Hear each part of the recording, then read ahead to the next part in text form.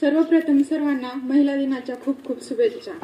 आज योगायोग आला आणि सर्व महिला इथं जमा झाल्या आणि खरं तर जिल्हा परिषद शाळेचे खूप धन्यवाद, आम्हाला सहकार्य केलं आणि आजचा कार्यक्रम आयोजित केला। तुम्ही म्हटलं होतं सोमवारी तुम्हाला पत्र आलं होतं, पण तुम्ही चांगल्या प्रकारे आज आयोजित केला आणि आम्हाला सहकार्य केलं, ह्याबद्दल खूप खूप धन्यवाद।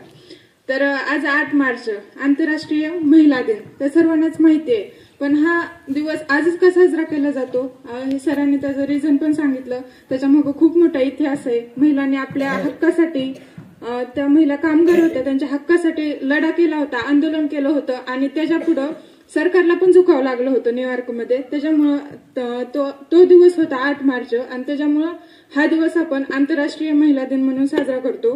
आणि 1975 हे वर्ष पण महिला वर्ष म्हणून संयुक्त राष्ट्राने घोषित केलेलं आहे।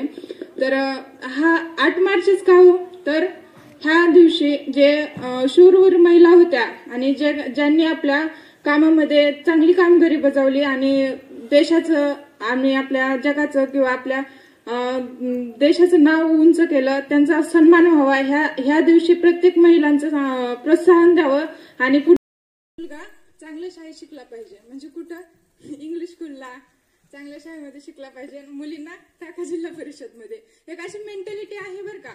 म्हणून त्याचंही कारण असं आहे की मुलींची संख्या जास्त आहे, पण घाबरायचं नाही मुलींना, आपण पण काही कमी नाहीत। ओके, माझं पण शिक्षण जिल्हा परिषद शाळेमधूनच झालेलं आहे आणि माझं वय जास्त नाही, 21 वर्षाचं आहे आणि पहिल्या प्रयत्नामध्ये मी ग्रामसेवक ही परीक्षा क्रॅक केली। तर मी स्पर्धा परीक्षेची तयारी करते, UPSC ची करते, पण चला लागले तर करूयात। तर मला एवढंच म्हणायचं मुलींनो की आपण कुठंच कमी नाही आहेत। आपल्याला आता कितीही म्हणा, घरी शिकलेला असो, वडील शिकलेला असो, जर आई शिकली तर खूप मोठा परिणाम होतो, पण वडील शिकलेले जरी असले तरी समाजामुळे, गावातल्या माणसांमुळे त्यांची पण मेंटॅलिटी तशी बनत चाललेली असते बरं। पण आपल्या अधिकारांना, आपण अधिकार आहेत, आपल्याला सगळे अधिकार आहेत, तर आपले अधिकार आपण हिरावून घेतलेच पाहिजे आणि कुणीही काही बोललं तर तिथं ताबडतोब उत्तर द्यायला शिका, घाबरू नका, कुठेही लाजू नका आणि कुणीही काही बोलले, आपल्या विरोधात बोलेल, समाजाविरोधात बोलेल, तुमच्या हक्काविरोधात बोलेल, तर तिथं आवाज उठवायला शिका। आता जर शिकलात ना तुम्ही, तरच उद्या गावच्या बाहेर गेल्यानंतर तुम्ही तुमचा आवाज उठवू शकता। तर आता सक्षम बना, काही अवघड नाही बरं। आता इथून जिल्हा परिषद शाळा कितीपर्यंत आहे सर? शाळा 8वी पर्यंत आहे। 8वी झाल्यानंतर 9वीला 10वीला तुम्हाला बाहेर पडावं लागेल। बाहेर पडल्यानंतर खूप काही गोष्टी असतात, इथं आहात, गावात आहात म्हणून तुम्हाला काही अडचणी येत नाहीत बरं का, पण बाहेर गेल्यानंतर खूप सारे अडचणी येतात, बाहेर वावरायचं काही सोपं नाही हा।